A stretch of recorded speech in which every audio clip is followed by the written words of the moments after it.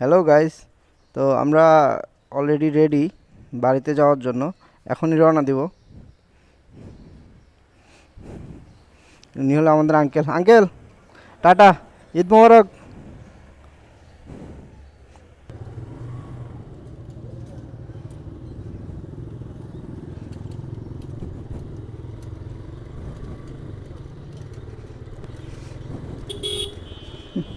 বসিলায় থাইকা আপনি একটা মজা পাবেন, বাট একটাই সমস্যা এখানে, যেটা হলো আপনার যে রাস্তাটা একটু প্রবলেম। আদারওয়াইজ সব কিছুই ঠিক আছে। এখন অবশ্য বসিলার রাস্তাটা অনেকটাই মানে ভালো হয়েছে, আপনার আগের চেয়ে অনেক বেটার হয়েছে।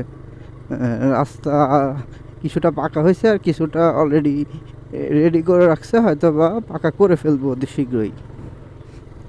আর বসিলাতে আসলে যে পরিমাণে বিল্ডিং হাউজিং হচ্ছে, মানে বলাই যায় যে এটা তারা ফিউচার বেসড মানে প্ল্যান করতেছে। আর আই থিঙ্ক ফিউচারে এটা বসুন্ধরা আবাসিকের মতো হয়ে যাবে। বসিলায় থাকতে গেলে মানে আরেকটা জিনিস, আপনার যদি পার্সোনাল ট্রান্সপোর্টেশন থাকে, সো আপনার জন্য বেস্ট হবে আমি বলবো। আর যদি পার্সোনাল ট্রান্সপোর্টেশন না থাকে, তাইলে আপনি হয়তো বা কিছু কিছু টাইমে, নট অলওয়েজ, কিছু কিছু টাইমে আপনি একটু হয়তো বা কষ্ট করা লাগতে পারে। কারণ ওই হাউজিংয়ের ভিতরে রোডগুলো যেহেতু এখনও পুরোপুরি কিছু কিছু রোড পাকা হয় নাই, এখনও প্রবলেম, মানে পাকা করা হয় নাই। সো এই জন্য বিশেষ করে দেখা যায় একটু বেশি রাত হইলে আপনার অনেক রিক্সা টিক্সা অথবা কিছু যাইতে চায় না।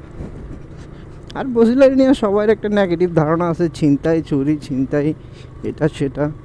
সো আসলে এমন কোনো এরিয়া নাই যেখানে যে চুরি ছিনতাই হয় না। ঢাকার মোটামুটি সব এরিয়াতেই আপনার টুকটাক চুরি ছিনতাই হয়ে থাকে। আমি বসিলাতে অলমোস্ট প্রায় 2 ইয়ার্সের কাছাকাছি হয়ে যাচ্ছে, মানে আর হয়তো বা কিছুদিন পর 2 ইয়ার্স হয়ে যাবে। সো আমি আসলে এখন পর্যন্ত ওরকম কিছু ফেস করি নাই, যেগুলো মানুষের কথাই শুনি। হয়তো বা অনেকে ফেস করছে, এটা আসলে যার যার লাক কিসমতের উপরে অনেক কিছু ডিপেন্ড করে,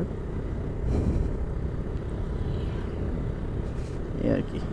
যাক, আজকে আসলে বেরোতে পারছি সকাল সকাল সকাল সকাল। আসলে একটা জিনিস মজা হলো, আপনার ঠান্ডা একটা ওয়েদার থাকে, প্লাস আপনার একদম ক্লিন একটা পরিবেশ থাকে, ধুলাবালি একটু কম থাকে, গাড়ি টাড়িও কম থাকে।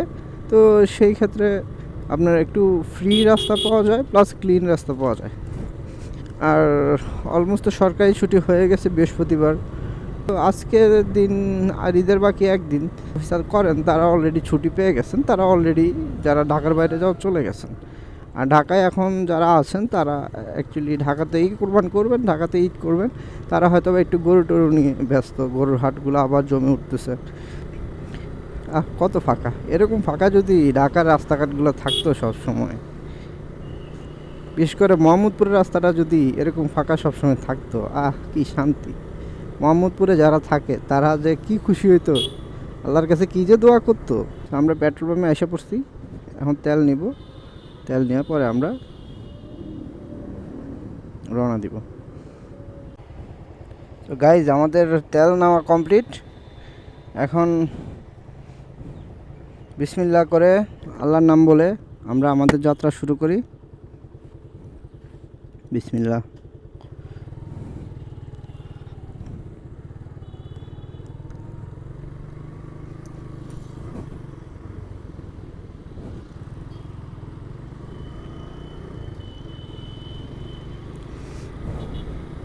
অনেক বাইকের ভাইরা একসাথে যাচ্ছে বাড়িতে, ঢাকার বাইরে।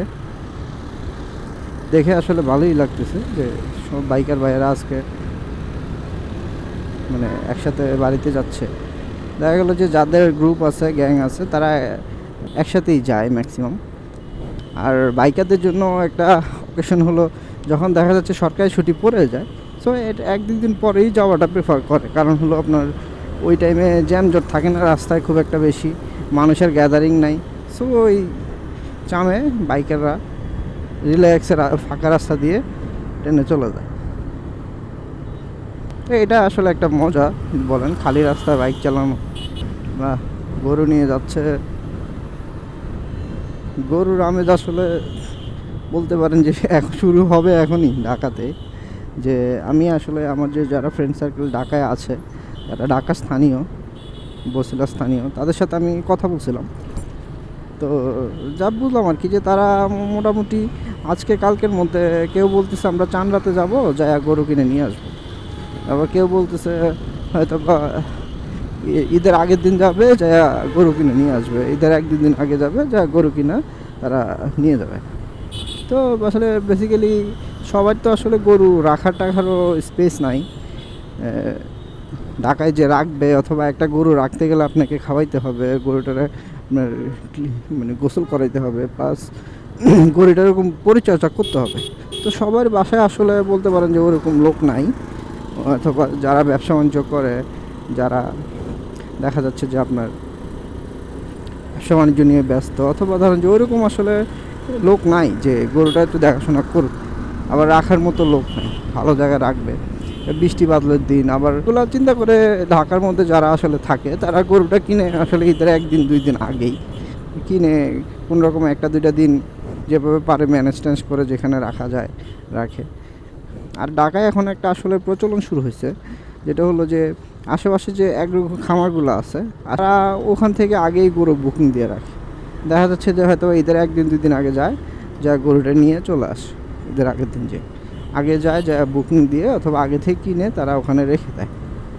কারণ ওইটা একটা মানে তাদের কাছে হয়তো তাদের জন্য বেটার ডিল, এই আর কি। এটা আসলে সবার মন মর্জি, অথবা সবার মানে গরু ভাগ্যের ব্যাপার, যে কার ভাগ্যে কোনটা জুটে। গরু তো আসলে ব্যাপারটা হলো যে আপনার পুরো কিসমত, লাক। আপনি চাইলেও যে মানে সবসময় সব কিছু পাবেন তাও না। তো গরুর ব্যাপারটা আসলে টোটালি বলা যায় লাক। আপনি লাক ভালো হলে আপনি সব দিক থেকেই ভালো পাবেন। সামনেই মেঘনা সেতু, আমরা এখনই মেঘনা সেতুতে উঠবো।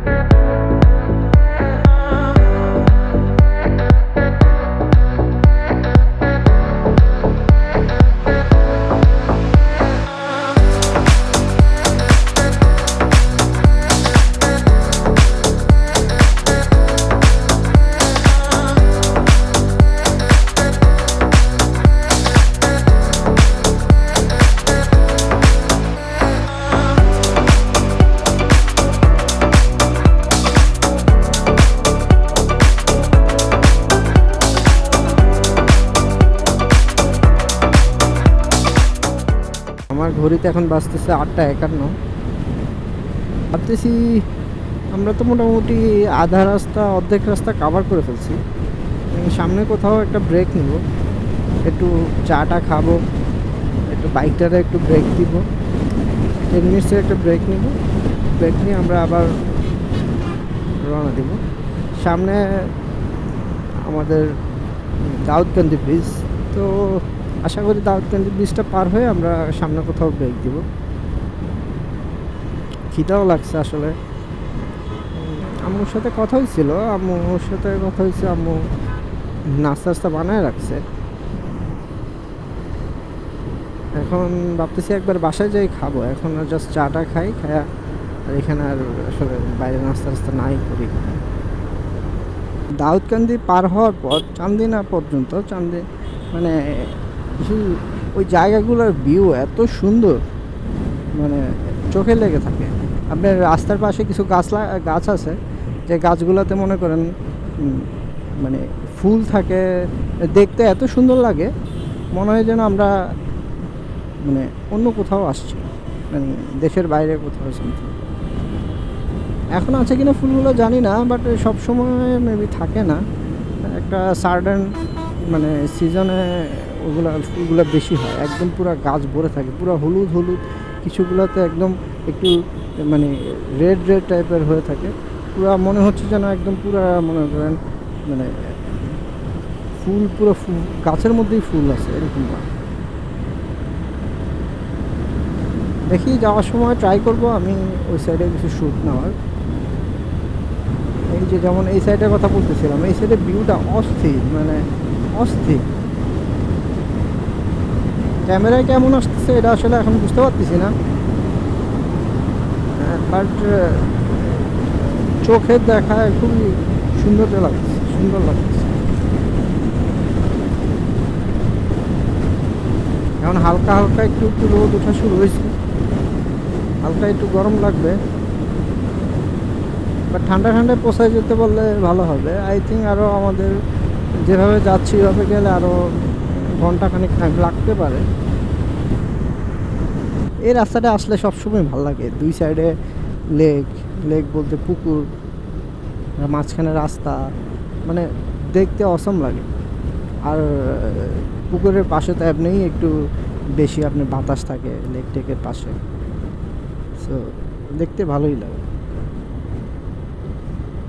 মনে হচ্ছে তো যাচ্ছি। চলেন এখন আপনাদের দেখাই। এই যে আমার সামনে একটা পিক আপ আছে, পিক আপের মধ্যে মোটামুটি 6-7টা গরুগুলো দেখতেও অনেক সুন্দর, সবগুলো একই সাইজের, একই কালার, মনে হচ্ছে একজনেই কিনছে অথবা কেউ বিক্রি করার জন্য নিচ্ছে। এই যে দেখেন কিছু একটা গরুর মাথার মধ্যে